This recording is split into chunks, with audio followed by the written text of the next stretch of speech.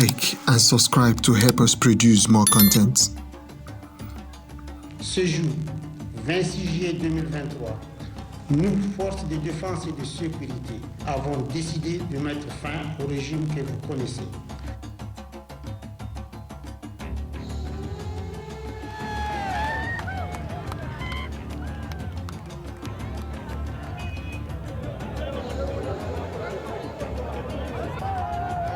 Down with France, long live Putin.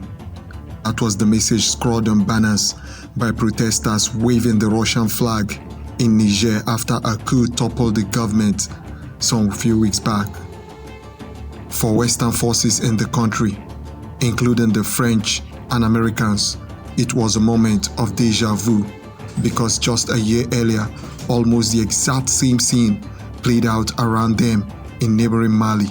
In fact, 4 countries in the Sahel region, a stripe of land just below the Sahara Desert, have now kicked out their governments and Western-backed security forces in favor of military juntas that are either openly allied to or being ruled by Russia.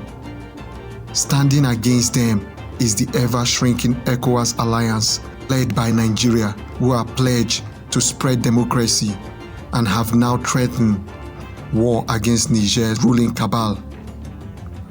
Africa is fast emerging as the second front in Putin's war against the West, and unlike the conflict in Ukraine, this is one that Moscow is winning hands down. The war in Ukraine clearly has not diminished Russia's desire to act opportunistically, including in Africa.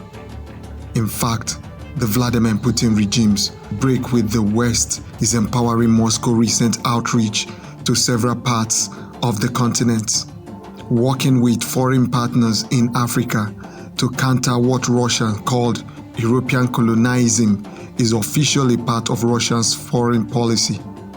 Russia's language is blatantly self-serving, but many in the region are receptive to such narratives because of frustration with failed policy from the West. According to research by the African Center, Russia has sought influence in almost 24 countries from Algeria to Angola using a heady mix of political interference, disinformation campaigns, and military intervention. That has won the Kremlin some powerful allies such as South Africa, which was accused of shipping weapons to Russia back in May. But it is in Northern Africa, and in particular the Sahel region, where Russia has become most influential thanks to the presence of the Wagner Group. Wagner Group, the army for hire led by Yevgeny Prigozhin, has deployed thousands of mercenaries to the region starting in 2017 and continuing to this day. Prigozhin has already begun courting Niger's new junta, having sent 2,000 men to Mali, and is also courting Burkina Faso. But his main base of operation is in Sudan, where vicious infighting between the military recently broke out, with most troops in Libya and Central African Republic. Ostensibly sent to fight groups such as ISIS, research shows Wagner has instead propped up fragile regimes using terrific levels of violence against civilians and political opponents. In return, the group has been given license to plunder natural resources such as gold, diamonds, and timber, and may now have its eyes on Niger's uranium mines, all of which has made hundreds of millions of dollars for Prigozhin, while giving Moscow effective control over states in a strategically important region. As researchers for the London School of Economics noted, a prime example of Russian state capture in Africa is the Central African Republic. President Faustin brokered a deal with Russia for arms, machineries, and a protection for the return for access to Central African Republic diamond and gold mines. A Russian, Valery Zakharov, is now the country's national security advisor. Once Russia gained control of the state, Central African Republic longtime supporters France was compelled to pull out, further advancing Moscow's geostrategic interest. Meanwhile, the Ecowas alliance is on the back foot, having been forced to expel Guinea, Burkina Faso, and Niger over the coup, while the West military presence is shrinking fast. Western deployments to Africa go back decades, and in the case of France, to the time of empire, when many of the countries in the Sahel were its colonial territories.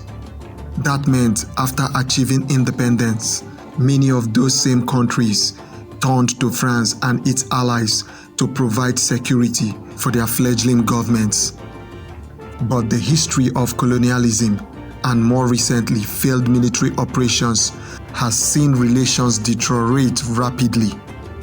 France's last major deployment to the Sahel, Operation Barkhane, began in 2014 with the ambitious aim of pushing jihadist group out of the swath of the Sahel territory. But the operation dragged on for years, failed to provide security for local people, and prompted a backlash against Western forces. 3 of the original 5 countries the mission was supposed to protect has since staged coups: Burkina Faso, Mali, and Niger. Meanwhile, Chad, which was the base of operation for Barkhane, saw an attempted coup in 2021, which leaked US intelligence suggests was assisted by Wagner, and the problem looks set to get worse as Putin, isolated on the world stage thanks to the Ukraine war, is likely to turn to Africa for political support in his war against the West. Meanwhile, Chad, which was the base of operations for Barkhane, saw an attempted coup in 2021, which was leaked by intelligence. Meanwhile, Prigozhin, who recently withdrew from the Ukraine war and attempted another coup against Russian-owned military, has said Africa will be his focus going forward. Russia has invested minimal time and funding in Africa, but it is still steadily making inroads in various countries. It has had most success in internationally isolated and deeply troubled Sahelian states, and it has struggled to make inroads in several African democracies. Nevertheless, Moscow has proven that it knows how to take advantage of governance shortfalls, instability, and security vacuums in Africa. The most important issue for the region's population is not Russia, but the desire for improved security, economics, and social conditions. The Wagner Group may offer an easy fix and help individual regimes consolidate power. However, addressing the true causes of regional instability, bad governance, human suffering, and devastating impact of climate change and armed jihadist groups requires a well-resourced multilateral solution that may prove an opportunity for Western nations to outmaneuver Moscow and win back influence in the region. But unless they can overcome past grievances and put together a plan fast, they may find that Russia and its proxies are already too deeply embedded to be displaced. This is where we stop on today's edition of Motherland. Do well to like and subscribe in order to help us produce more content. See you next time.